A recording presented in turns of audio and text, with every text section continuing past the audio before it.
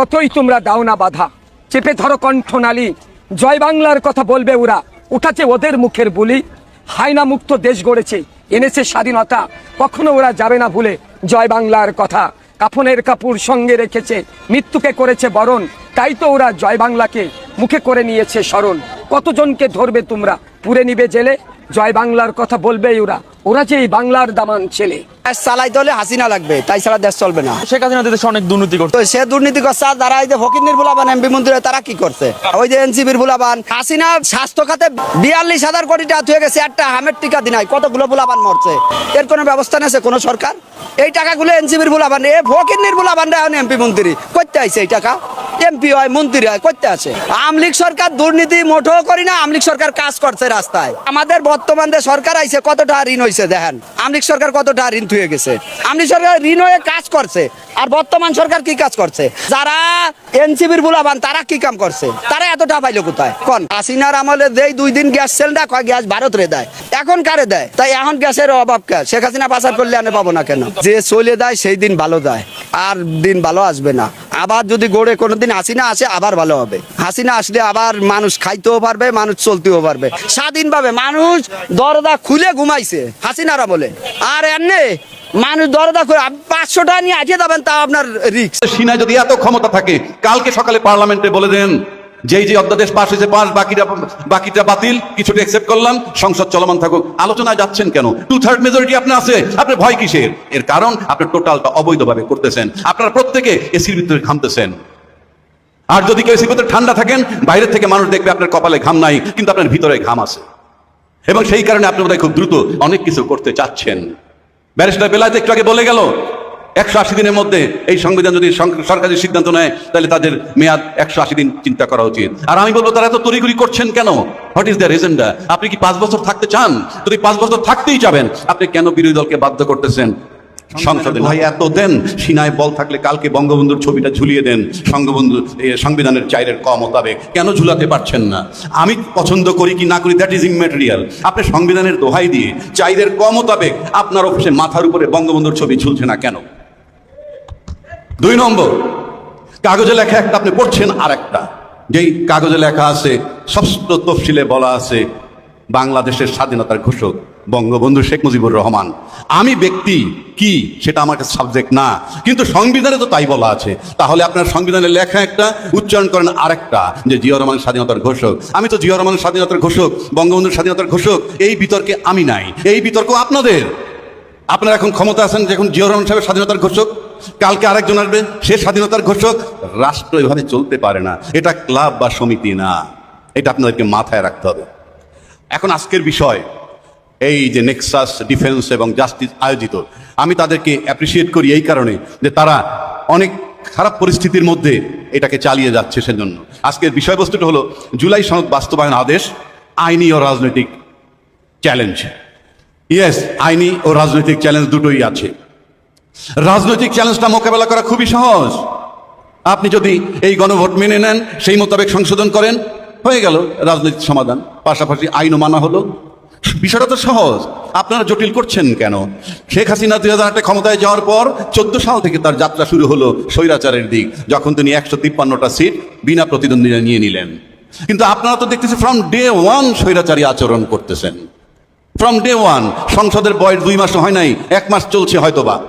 সেক্ষেত্রে আপনার শুরুতেই এসে বলে দিলেন গণভোট মানবেন না। এইবার আসেন, এটার আইনি সমাধান কি এবং এটার প্রয়োজনটা কি, অত্যন্ত গুরুত্বপূর্ণ। আপনারা জানেন বাংলাদেশে অনেক অভ্যুত্থান হয়েছে, এরশাদকে সরানো হয়েছে, এমনকি বেগম খালেদা জিয়াকে অপসারণ করা হয়েছে আন্দোলনের মাধ্যমে টু সাম এক্সটেন্ট, এবং তাকে বাধ্য করা হয়েছিল 3 দলের রূপরেখা মোতাবেক আপনার তত্ত্বাবধায়ক সরকার বানাতে। তার মানে কি?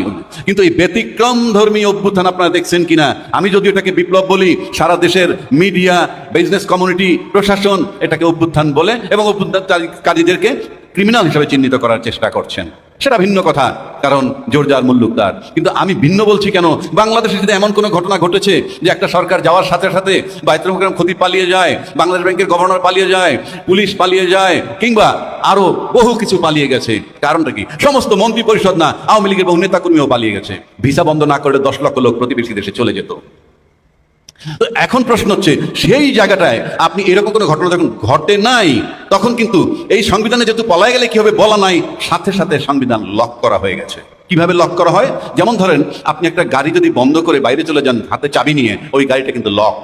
বাসা যদি তালা মেরে চলে যান, বাসাটা কিন্তু লক। সেটা কিন্তু ঢুকতে হলে দুটো পথ, এক চাবি পেতে হবে গাড়ির অথবা ঘরের তালার, নতুবা দরজা ভেঙে গাড়ির দরজা ভেঙে ঢুকতে হবে, এছাড়া কোনো পথ নাই।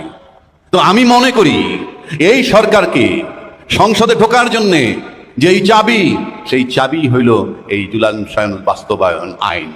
কেন বলছি? আপনি ভালো করে লক্ষ্য করে দেখবেন যে এই জুলাই সনদে বলা হয়েছে, এই জুলাই সনদটা শুধু যে রাজনৈতিক বেসিস যদি দিতে চান একটা সরকারকে, এই সরকার যে ক্ষমতায় গেল তার রাজনৈতিক একটা ভিত্তি লাগবে। সেই ভিত্তিটা কি? সেই ভিত্তিটি হলো এই সনদ। শুধু তাই নয়, আমাদের নৈতিক দায়িত্ব ধারাবাহিকতা রক্ষা করা। আওয়ামী লীগ সরকার চলে গেল, বিএনপি সরকার টেক ওভার করলো, এর মাঝখানে এই যে ধারাবাহিকতাটা আপনি কিভাবে রাখবেন? সুতরাং এই দুইটা সরকারের মধ্যে যে একটা ব্রিজ বা সেতু যেটা বলেন, সেটা হলো এই জুলাই সনদ বাস্তবায়ন অধ্যাদেশ। আর নয়তো আপনি কোনো ধারাবাহিকতা থাকবে না। কেন থাকবে না?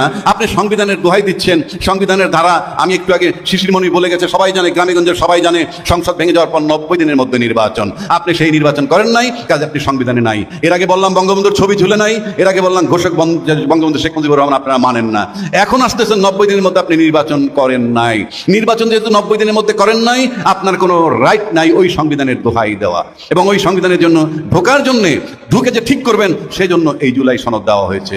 আপনি যদি এখন এই আইনের মাধ্যমে সংস্কার পরিষদ করলে পরে আপনি একটা উইন্ডো পাবেন এই বন্ধ সংবিধানের ভিতরে প্রবেশ করার জন্যে। সুতরাং এটা একটা আইনি ভিত্তি দেওয়া হয়েছে। দ্বিতীয় কথা হচ্ছে, আপনারা যখন বলতেছেন কিচ্ছু পারে না, সব বেআইনি, আপনাদের সিনায় যদি এত ক্ষমতা থাকে, কালকে সকালে পার্লামেন্টে বলে দেন যে অধ্যাদেশ পাস হয়েছে পাস, বাকিটা বাতিল, কিছুটা একসেপ্ট করলাম, সংসদ চলমান থাকুক। আলোচনায় যাচ্ছেন কেন? 2/3 মেজরিটি আপনার আছে, আপনার ভয় কিসের? এর কারণ আপনি টোটালটা অবৈধভাবে করতেছেন। আপনারা প্রত্যেকে এসির ভিতরে ঘামতেছেন। আর যদি কেউ এসির ভিতরে ঠান্ডা থাকেন, বাইরের থেকে মানুষ দেখবে আপনার কপালে ঘাম নাই, কিন্তু আপনার ভিতরে ঘাম আছে, এবং সেই কারণে আপনি বোধহয় খুব দ্রুত অনেক কিছু করতে চাচ্ছেন।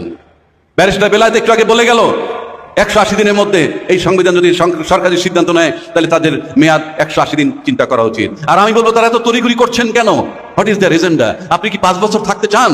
যদি 5 বছর থাকতেই যাবেন, আপনি কেন বিরোধী দলকে বাধ্য করতেছেন সংসদে না টেকার? প্রশ্ন করবেন যে সংসদে তাদেরকে বের হয়ে যেতে বলছে কে?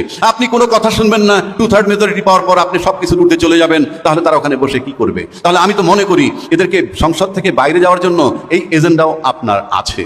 তা না হলে তো আপনি যদি ক্ষমতায় 5 বছর সুন্দরভাবে থাকতে চান, তাহলে তো সংসদকে প্রাণবন্ত করে আপনি জুলাই সনদের আলোকে একটা সংস্কার পরিষদ বানিয়ে ঢুকেও তো কাজ না করতে পারেন, টাইম কিল করতে পারেন, কিন্তু আপনি তো কিছু জিনিস লাঘব করতে পারেন। আপনি কেন ইন্টেনশনালি এটা করছেন? তার মানে your intention is not good. আমি আরেকটা চ্যালেঞ্জ করে দিচ্ছি, আপনি যদি এটা ভাবেন যে রাস্তায় যদি তারা আন্দোলনের নামে আপনি পুলিশ প্রশাসন দিয়ে থামাবেন, আমি নিশ্চিত করে বলে দিচ্ছি, বাংলাদেশের পুলিশ আর সেখানে যাবে না, বাংলাদেশের আর্মিও সেখানে যাবে না, কারণ তাদের পুত্র কন্যা আছে। আমি নিশ্চিত আমার কাছে অনেক মেসেজ আছে যাদের পুত্র কন্যা স্ত্রীরা তাদের হাজবেন্ডকে হাত পা ধরে বলছে তোমরা আর এখানে যাবে না, এবং কখনোই শেখ হাসিনার মতো আর ব্যবহার করতে পারবে না। সুতরাং আমি মনে করি বাংলাদেশের জনগণের সামনে দাবি দাওয়া আদায় করার জন্য ভয়ের কিছু নাই।